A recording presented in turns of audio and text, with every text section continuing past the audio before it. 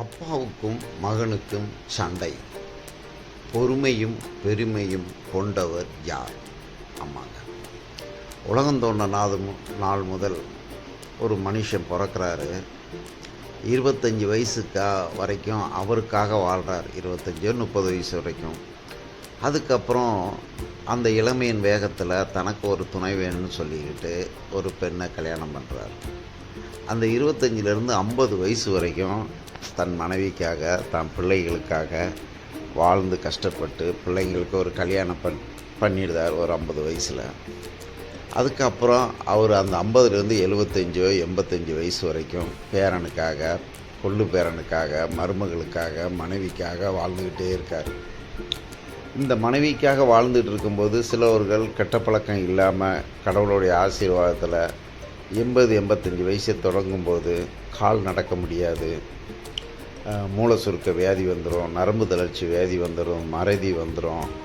அந்த நேரங்களில் அந்த அப்பாக்களை வச்சு பெருமையோடு பொறுமையாக பார்க்குற மகன்களுடைய கதை தாங்க இது.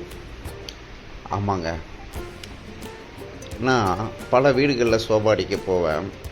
அப்போ அங்கே வயசானவங்க உட்காந்துருப்பாங்க. இது எங்கள் அப்பா, வயசு 87 ஆகிட்டு, நாங்கள் வச்சு பார்க்குறேன்ட்டு அந்த பிள்ளைங்க பெருமையோடு சொல்லுவாங்க. ஆனால் இதே அப்பாக்கள் தன் பிள்ளைகளை எத்தனை வாட்டி அடிச்சிருப்பாங்க, ஏன் அடிச்சிருப்பாங்க, அதை ஒரு அனுபவத்தோடு சொல்லும்போது, ஒரு எக்ஸிபிஷனில் நான் சேல்ஸ் பண்ணிக்கிட்டு இருந்தேன். அப்போது அந்த புதுசாக வர கஸ்டமர்ஸு மாற்றி இந்த பொருள் நல்லா இருக்குமான்னு சொல்லிக்கிட்டு ரேட்டில் இருந்து எல்லாம் மாற்றி நம்மளை கேட்டுக்கிட்டே இருப்பாங்க. அப்போது ஒரு அம்மாக்கிட்ட கேட்டேன், ஐயா க்ரைம் லைனா டீச்சர் லைனான்னு கேட்டேன். அந்த அம்மா சிரிச்சுக்கிட்டே இருக்காங்க. என்னம்மாண்ணே? இல்லைங்க, க்ரைம் லைனா டீச்சர் லைனான்னு ஏன் கேட்டிங்கன்னா, இந்த டீச்சர் லைனில் இருக்கிறவங்க இந்த பிள்ளைங்கள்லாம் குற்றவாளியாக இருக்குமோ அப்படிங்கிற ஒரு கண்ணோட்டத்திலேயே பார்த்து யாரை பார்த்தாலும் இவன் அப்படி இப்படிங்கிற ஒரு கண்ணோட்டத்துலேயும் பார்ப்பாங்க. அதேமாதிரி இந்த க்ரைம் புக்கை படிக்கிறவங்களும் சரி, க்ரைம் லைனில் இருக்கிறவங்களும் சரி, இவன் குற்றவாளியாக இருப்பாங்கிற கண்ணோட்டத்திலேயே அதிகமாக கேள்வி கேட்பாங்க அப்படின்னு சொன்னேன். அப்படி ஒவ்வொரு டிபார்ட்மெண்ட்லேயும் ஒவ்வொருத்தவங்களுடைய குணாதிசயங்கள் இருக்கு, அதை வச்சு சொன்னேன். ஆமாங்க, உங்களுக்கு ஒன்று தெரியுங்களா, நேற்று என் பையனுக்கு எங்கள் வீட்டுக்காருக்கு சண்டைங்க. இவர் டிபார்ட்மெண்ட்டில் நீங்கள் சொல்கிற மாதிரி க்ரைம் டிபார்ட்மெண்ட்டு தான். இவர் அங்கே குற்றவாளிகளை பார்த்து விசாரணையில் பெரிய அதிகாரி தான். உண்மை தான், நான் ஒத்துக்கிறேன். எங்கள் வீட்டுக்காரர் எத்தனையோ கேஸுகளை முடிச்சிருக்காரு, எனக்கு பெருமை தான். ஆனால் அதே திறமையை பாருங்கள், வீட்டில் கொண்டு என் பிள்ளைகிட்ட காமிக்கிறாருங்க. அவனுக்கு சண்டை வருது. அவன் அங்கே போனால் தப்பு, இங்கே போனால் தப்பு, அதை செய்தால் தப்பு. என்ன இவங்கெல்லாம் தப்பே பண்ணாமல் அப்படியே பிள்ளையாயிட்டாங்களா என்ன? எல்லாம் அதை கடந்து வந்தவங்க தான், கடவுள் அமைச்ச பாதங்க. பாருங்கள், காந்தி அந்த அம்மாவும் படித்தவங்க. காந்தி இந்த நம்ம தேசத்துக்கே தந்தையானார். அவருடைய பிள்ளைகளோ மனைவிகளோ என்ன ஆனாங்க? அவங்களாம் தேச தந்தை ஆனாங்க இல்லையே. அப்படி வரலாறுகளை படைத்தாலும் ஒரு தனி மனிதன் தானே சாதனை படைச்சிருக்காரு. அதில் இவங்க கெட்டு போயிடக்கூடாதுங்கிற பாசம் உண்மை தான். ஆனால் அது ஓவராக போகிறது தப்பு தானேங்க. அப்படி காமராஜர் எடுத்துக்காங்க, கக்கனை எடுத்துக்காங்க, அப்துல் கலாம் எடுத்துக்காங்க. அந்த ஒரு மனிதர்கள் தானேங்க சாதனை பண்ணாங்க. ஆனால் அவங்க எல்லாத்தையுமே டார்ச்சர் கொடுத்தாங்க. பாருங்க, அப்பாவுக்கு சொத்து இருக்குதுன்னு சொல்லிவிட்டு அப்பாவுக்கு பிள்ளைக்கு சண்டை எக்ஸ்ட்ரா போன கேஸில் நம்ம பேப்பர் நியூஸ் எவ்வளவோ படிச்சுக்கிட்டு இருக்கிறோங்க. ஆமாங்க, அப்பாவுக்கு சொத்து இருக்குதுன்னு சொல்லிவிட்டு, இல்லை அப்பாவுனால வருமானம் இருக்குதுன்னு சொல்லி அப்பாவுக்கும் பிள்ளைக்கும் சண்டையை அவங்களுக்கு எக்ஸட்ரா எவ்வளோ நியூஸ் போனதை நம்ம பேப்பர் நியூஸை படிச்சுக்கிட்டு தாங்க இருக்கிறோம் அப்படின்னு சொல்லி அவங்க சிரிச்சுக்கிட்டு இருந்தாங்க. இதில் மறக்க முடியாத ஒரு சீனுங்க. அதாவதுங்க,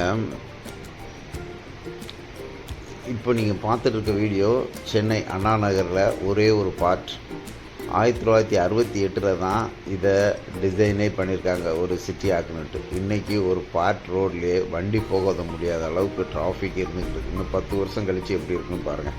இப்போ மேட்ருக்கு வருவாங்க. நேற்று ஒரு சோபாடிக்கு போயிருக்கும்போது ஒரு ஐயாவை பார்த்தேன். போன உடனே, சார் என்னை போட்டு அடிக்கிறாங்க சார் சொல்கிற ஆளுக்கு ஒரு 85 வயசு இருக்கும், மூளை சுருக்க வியாதி வந்துட்டு என்னை அடிக்கிறாங்க, எனக்கு சாப்பாடே போடல, என்னை காப்பாற்றுங்க சார் சார்னு என்னை கையெடுத்து கும்பிடுறாரு. அவர் கையெடுத்து கும்பிடும்போது எனக்கு மனசுக்குள்ளே ஒரு வேதனை. என்னடா இப்படி இருக்காங்களே. ஆனால் வீடு நல்லா டீசெண்டான வீடு, ஒரு நல்ல படித்த குடும்பம். அப்போ அந்த அம்மா அங்கேருந்து உள்ளேருந்து வெளியில் வந்தாங்க. என் பிள்ளை எவ்வளோ தியாகம் பண்ணுறான்னு தெரியுமா தம்பி, என் பிள்ளை எவ்வளோ தியாகம் பண்ணுறான்னு தெரியுமா தம்பி, என் பிள்ளைக்கு பொண்ணு பார்க்குறோம். எல்லாம் எங்கள் சமுதாயத்தில் இதை விட பெரிய படிப்பும் பெரிய உத்தியோகத்தையும் எதிர்பார்க்குறாங்களே தவிர பிள்ளையே பார்க்குறது இல்லைங்க. என் பிள்ளைக்கு கல்யாணம் ஆகலை. என் பிள்ளை எங்கள் 2 பேர்த்தையும் வச்சு பார்க்குறான். நான் ஒரு நாள் ரோட்டில் போகும்போது மயக்கம் போட்டு விழுந்துட்டேன். அப்புறம் பப்ளிக் தான் பார்த்து ஃபோன் பண்ணி என்னை ஹாஸ்பிட்டலில் இருந்து தூக்கி கொண்டு வந்திருக்காங்க. எனக்கு ஹார்ட்டில் அடப்பு இருக்குது, இந்த வயசில் எதுவும் பண்ண முடியாதுன்ட்டு இருக்குது. இவரோ நல்ல வெயிட்டு, இவருக்கு மூளை சுருக்க வியாதி வந்துடுச்சு. என் பிள்ளை காலையில் 7 மணிக்கு ஆஃபீஸ் போனால் நைட்டு 8 மணிக்கு தான் வீட்டுக்கு வருவான். எவ்வளோ கஷ்டப்படுறான்னு தெரியுமா தம்பி. இவர் வீட்டில் எல்லா வசதியும் நாங்கள் பண்ணி கொடுத்துருக்கோம்.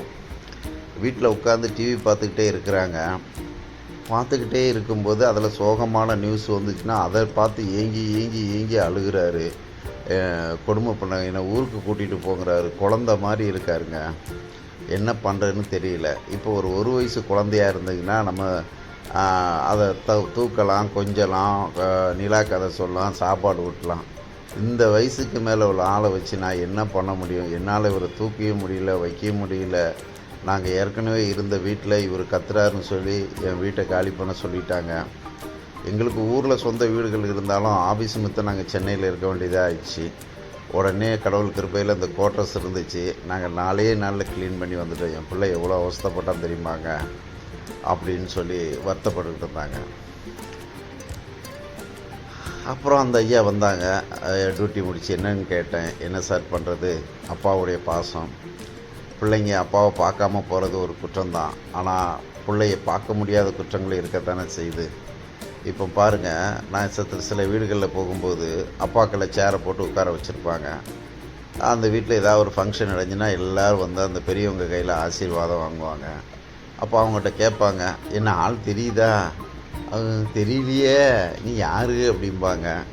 அப்போ அவங்க அங்கே போய் உட்காந்து சொல்லிட்டு போங்க, அப்பா எவ்வளோ தியாகம் பண்ணாங்க தெரியுங்களா. காலையில் எழுந்திரிச்சி சாயந்தரம் வரைக்கும் குடும்பத்துக்காக உழைப்பாங்க. அவங்களுக்கு யார் மேலே கஷ்டப்பட்டாலும் கொடுத்து உதவுவாங்க. அதில் அம்மா எதிர்ப்பு தெரிவித்தாலும் அப்பா எதிர்ப்பு தெரிவித்தாலும் தெரியாமலாம் எங்களுக்கெல்லாம் கொடுத்து உதவி பண்ணியிருக்காங்க. நாங்கள் தம்பி பிள்ளைங்க, மாமா பிள்ளைங்க. ஆனால் இன்றைக்கி அடையாளமே தெரியல, அந்த அளவுக்கு உட்கார்ந்துருக்காங்க. உங்களுக்கெல்லாம் புண்ணியம் கிடச்சிருக்கு. இந்த வயசுலேயும் அப்பாவை வச்சு நீங்கள் பார்க்குறீங்க, அவர் செய்த புண்ணியம். எங்களுக்கெல்லாம் அப்பாக்கள் கெட்ட பழக்கத்தில் சின்ன வயசுலேயே இறந்து போயிட்டாங்க. ஆனாலும் சில வீடுகளில் முதியோர் இல்லங்களில் போய் சேர்க்குறாங்க. ஆனால் நீங்கள் கூடயே வச்சு பார்க்கும்போது இதுதாங்க புண்ணியம் அப்படின்னு அவங்கள வாழ்த்தும் போதும், அந்த குடும்பத்தில் அந்த பெரியவங்க வந்து சில நேரங்களில் இந்த மூளை சுருக்க வியாதியால் சில அடம் பிடிப்பாங்க. அப்படி தான் ஒரு வீட்டுக்கு போயிருந்தேன். ஒரு அம்மா வந்து தன்னுடைய பொண்ணை வந்து தான் பையனுக்கு கல்யாணம் பண்ணிச்சு, அதான் மாமாவுக்கு கல்யாணம் பண்ணி வச்சுருக்காங்க. பாட்டிக்கு வந்து ஆட்டோமேட்டிக்காகவே யூரின் பாஸ் ஆகிற ஒரு வியாதித்தன்மைக்கு தள்ளப்பட்டுட்டு, அந்த யூரினோடு வச்சு அந்த தாயை அந்த பேத்தி பார்க்குது. ஏன்னா தப்பிக்கவே முடியாது. இந்த பக்கம் அம்மா, அந்த பக்கம் மாமா, இந்த பக்கம் பாட்டி, மாமியார், வயசான காலம். ஆனால் யூரினுடைய வாடையோ பயங்கரமாக இருக்கும். அந்த சோபாவை நான் தான் சர்வீஸ் பண்ணேன். எனக்கும் கஷ்டமாக தான் இருந்துச்சு. இருந்தாலும் தொழில் சரி, நமக்கும் கீழே 1000 பேர் இருக்காங்கிற ஒரு துணியோடு அந்த தொழிலையும் செய்து கொடுத்தேன். அப்போ அவங்க அந்த கொடுமையெல்லாம் சொன்னாங்க, இவங்க இந்த மாதிரிலாம் கஷ்டப்படுத்துகிறாங்க, நான் மனசு வெறுத்து தான் செய்யலைன்னா எனக்கே பொழப்பு கிடையாதுன்னாங்க. ஆனாலும் அந்த வயசான காலத்தில் அவங்களால அதை பொறுத்து கொள்ள முடியாமல் பாட்டிங்கிற முறையில் செய்கிறாங்க. ஆனால் இதே தாய் தகப்பன் நமக்காக எவ்வளோ கஷ்டப்பட்டிருப்பாங்க. நம்ம ரோட்டில் போய் ஏதாவது கலடா பண்ணிட்டு வந்துடுவோம். உடனே நம்ம அப்பாக்கிட்ட வந்து கம்ப்ளைண்ட் பண்ணுவாங்க. உடனே அப்பா அந்த நேரத்தில், சாரிங்க, நம்மளும் இந்த வயசை கடந்து வந்தவன் தாங்க, சின்ன பிள்ளை தெரியாமல் பண்ணிட்டான், அறியாத வயசு தெரியாமல் பண்ணிட்டான், பொறுத்து போங்க, அதுக்கு என்ன நஷ்டமோ நான் தந்துடுறேன்னு சொல்லி தன்னுடைய உழைப்புலேருந்து நஷ்டத்தை கொடுப்பாரு. வீட்டில் வந்து பிள்ளைய அடிப்பார். அப்புறம் உட்கார வச்சு ஆறுதல் சொல்லுவார். இந்த வயசை தான் நாங்களாம் கடந்து வந்திருக்கோம், இந்த தப்புகள் வரதான் செய்யும், இதில் நட்பு ரீதியாக வரும், திமிரு ரீதியாக வரும், வயசு ரீதியாக வரும். அது பின் விளைவு தெரியாது.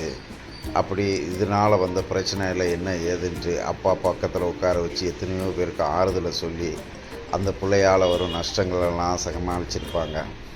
ஆனால் அதே அப்பாவுக்கு வயசான காலத்தில் மூளை சுருக்க வியாதிகள் வரும்போது அவங்க உட்காந்து ஒரு குழந்தைய மாதிரி அடம் பிடிச்சிக்கிட்டு தகராறு பண்ணும்போது அதை பொறுமையோடு சகிக்கிற குடும்பங்களையும் நான் சோபாரிக்க போகிற வீடுகளில் பார்க்க செய்கிறேன். அதில் லேடிஸும் இருப்பாங்க, ஜென்ஸும் இருப்பாங்க. அந்த லேடிஸாக இருந்தாலும் ஜென்ஸாக இருந்தாலும் அந்த வயசான காலத்தில் அவங்க ஒரு குழந்தை மாதிரி ஆயிடுவாங்க. சில பிள்ளைகளுக்கு சில பையனுங்க அப்பாவை பார்க்கணுன்னு ஆசை இருக்கும். ஆனால் அவங்கள சுற்றி இருக்க குடும்பங்கள் அதுக்கு ஈடு கொடுக்க மாட்டாங்க. இருந்தாலும் கடவுள்கிட்ட வேண்டிக்கிட்டு தெரிஞ்சும் தெரியாமல் அப்பாவை போய் பார்த்துக்கிட்டு பாசமாக இருந்துக்கிட்டு தான் இருக்கிறாங்க. இதில் அப்பா அடிக்கிறதுனாலையோ திட்டுறதுனாலையோ ஒரு குற்றவாளி கிடையாது. ஏதாவது மனநல பாதிக்கப்பட்டவங்களோ இல்லை குடிபோதைக்கு அடிமையப்பட்டவங்களோ தன் பிள்ளையை கொடூரமாக அடிப்பாங்களே தவிர நல்ல ஒரு மனிதர்கள் தன்னுடைய பிள்ளைகளை எந்த சூழ்நிலையிலையும் அடித்ததாகவோ இருக்காது. அந்த பிள்ளைகளுக்காகவே தீபம் போல் எரிஞ்சிக்கிட்டே இருப்பார். அவர் பட்ட கஷ்டங்கள்லாம் அவருக்கு பெருசாகவே தெரியாது. மகனை பேரனை பார்க்குற சந்தோஷத்துலேயே அவங்க வாழ்க்கை எவ்வளோ சந்தோஷமாக